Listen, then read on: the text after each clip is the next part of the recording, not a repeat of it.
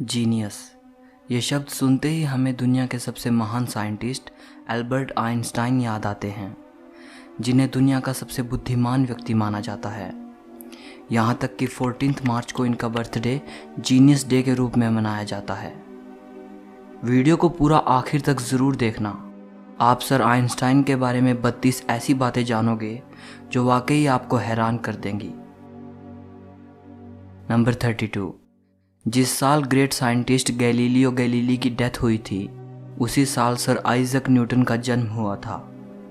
और जिस साल ग्रेट साइंटिस्ट जेम्स मैक्सवेल की डेथ हुई थी, उसी साल सर एल्बर्ट आइंस्टाइन का जन्म हुआ था।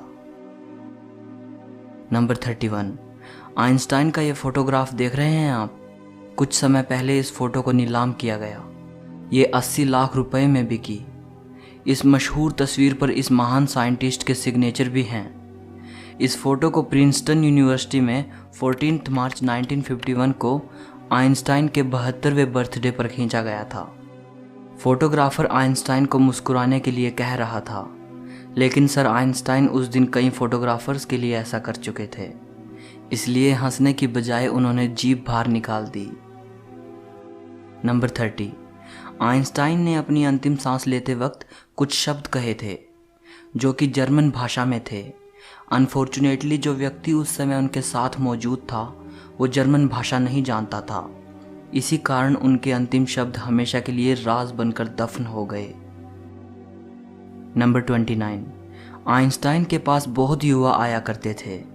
वो आइंस्टाइन से उनकी सक्सेस का राज पूछते थे। एक बार एक युवा उनके पास आया और कहने लगा, सर आज सारी दुनिया में आपका नाम है, लोग आपकी तारीफ करते नहीं थकते, प्लीज़ मुझे बताइए कि महान बनने का मूल मंत्र क्या है। जानते हो दोस्तों आइंस्टाइन ने क्या कहा? सिर्फ एक शब्द, लगन। नंबर 28। एक जीनियस होते हुए भी इस महान वैज्ञानिक की याददाश्त बेहद कमज़ोर थी। वो नाम, तारीखें और टेलीफोन नंबर्स भूल जाते थे। यहाँ तक कि उन्हें खुद का नंबर भी याद नहीं रहता था। एक बार उनके सहकर्मी ने उनसे उनका टेलीफोन नंबर मांगा। आइंस्टाइन पास रखी डायरेक्टरी में अपना नंबर ढूंढने लगे।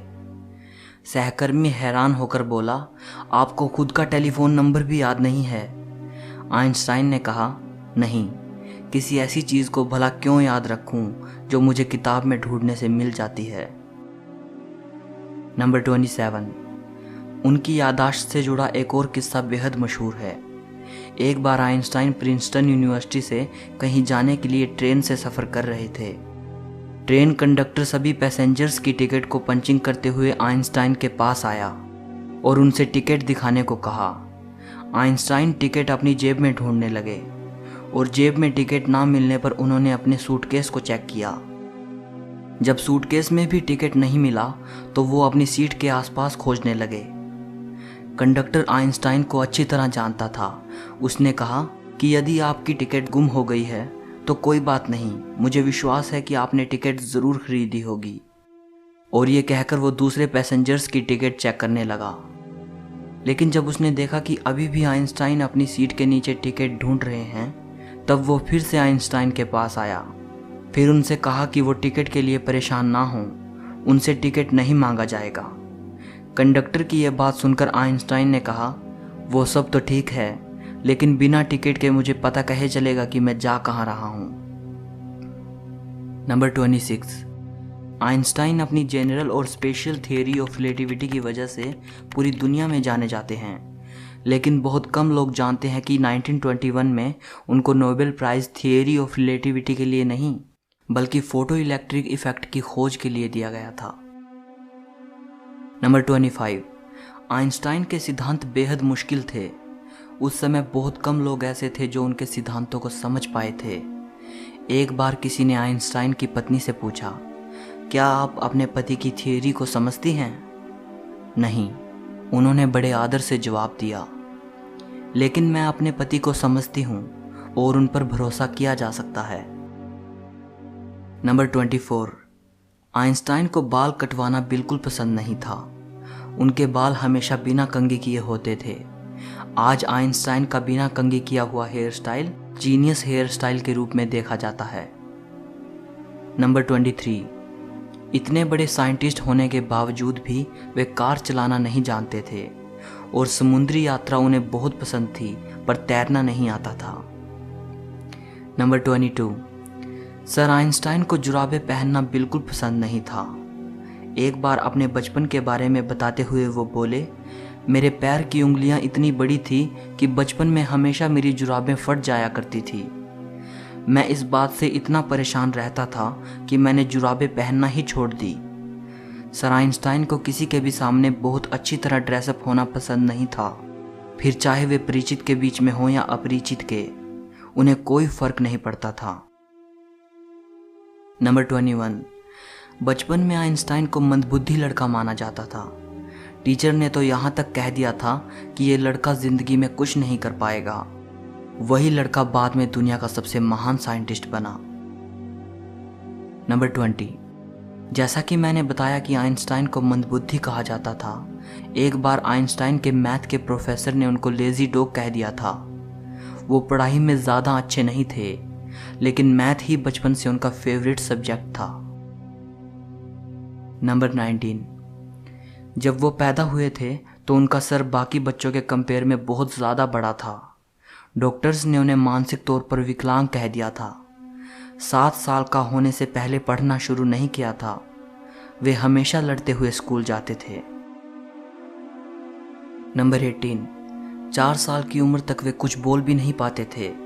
एक बार अपने पेरेंट्स के साथ खाना खाते हुए अचानक वे पहली बार बोले, सूप कितना गर्म है।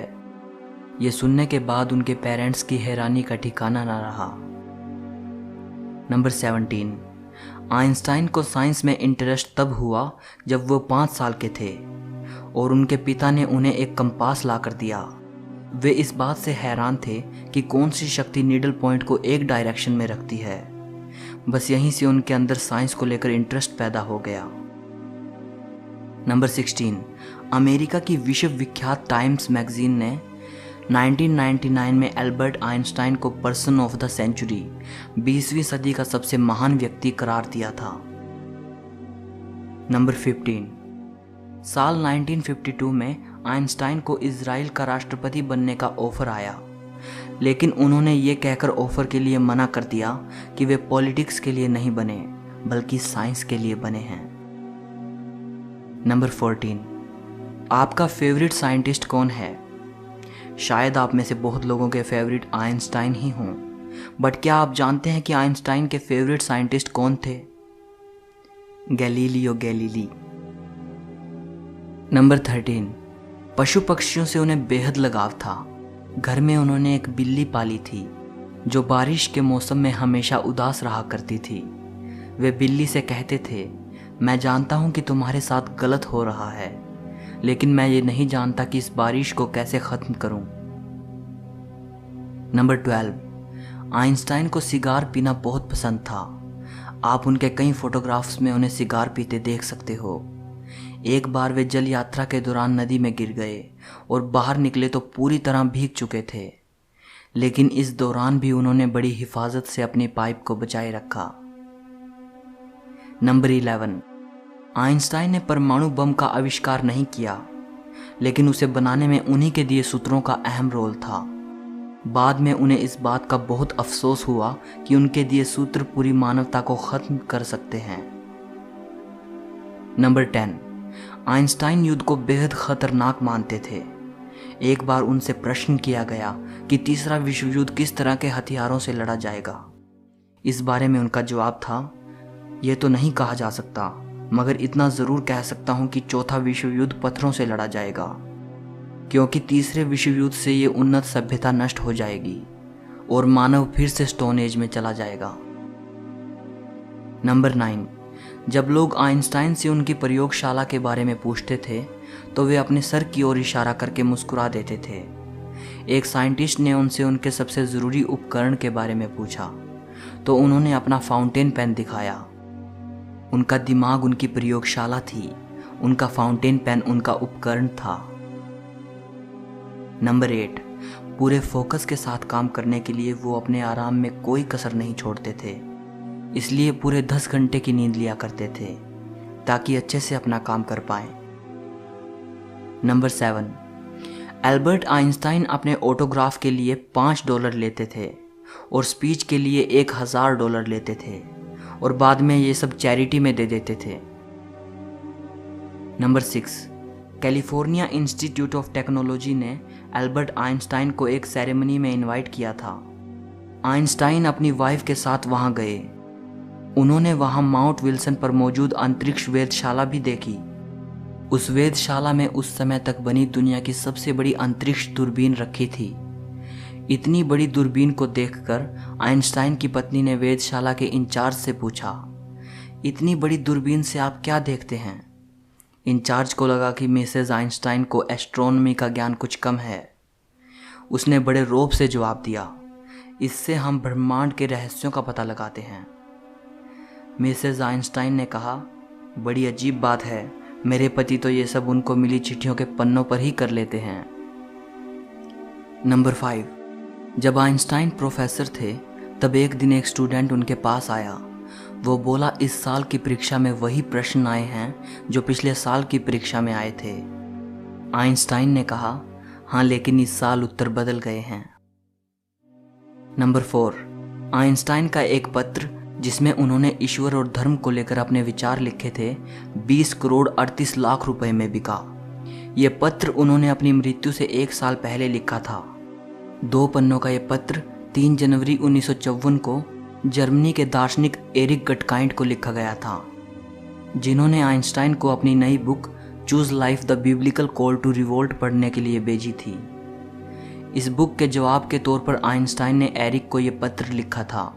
पत्र में वो कहते हैं, मेरे लिए भगवान कुछ भी नहीं बल्कि लोगों की कमजोरी से पैदा हुआ एक शब्द है। बाइबल आदरणीय तो है लेकिन प्राचीन कहानियों का संग्रह मात्र है। वे आगे लिखते हैं, किसी तरह की व्याख्या चाहे वो कितनी ही रहस्यमयी क्यों ना हो, इस बारे में उनके विचारों को नहीं बदल सकती। नंबर 3, आइंस्टाइन की मृत्यु के बाद डॉक्टर थॉमस हार्वे ने आइंस्टाइन की फैमिली की इजाज़त लिए बगैर ही उनके दिमाग को रिसर्च के लिए निकाल लिया था। इस हरकत के लिए डॉक्टर हार्वे को नौकरी से निकाल दिया गया, लेकिन उन्होंने कहा कि ऐसा उन्होंने सिर्फ रिसर्च के लिए किया है और वो वादा करते हैं कि आइंस्टाइन के दिमाग पर रिसर्च करेंगे। उनके दिमाग को 20 सालों तक एक जार में रखा गया और उस पर रिसर्च की गई। रिसर्च में पाया गया कि उनके दिमाग में आम इंसान से ज़्यादा सेल्स थे। यही वजह थी कि उनका दिमाग बहुत असाधारण सोचता था। नंबर 2, आइंस्टाइन अगर चाहते तो और भी जी सकते थे। अपने आखिरी समय में जब वो बीमार हुए तो डॉक्टर्स ने उनका ऑपरेशन करना चाहा, तो आइंस्टाइन ने इसके लिए मना कर दिया। उन्होंने कहा, अब ज़िंदगी को मशीनों के सहारे चलाना बेकार है। मैं अपनी ज़िंदगी जी चुका हूँ, आर्टिफिशियल तरीके से जीने में कोई मज़ा नहीं। नंबर 1, सोरबोन यूनिवर्सिटी में 1930 में आइंस्टाइन ने कहा था, अगर मेरी थियोरी सही साबित हो जाती है तो जर्मन मुझे आदर्श जर्मन नागरिक कहेगा और फ्रांस मुझे विश्व नागरिक का सम्मान देगा। लेकिन अगर गलत साबित होती है तो फ्रांस मुझे जर्मन कहेगा और जर्मन मुझे यहूदी कहेगा। सो इस वीडियो के लिए इतना ही। इस महान वैज्ञानिक की ये बातें अगर आपको पसंद आई हों तो लाइक ज़रूर करना।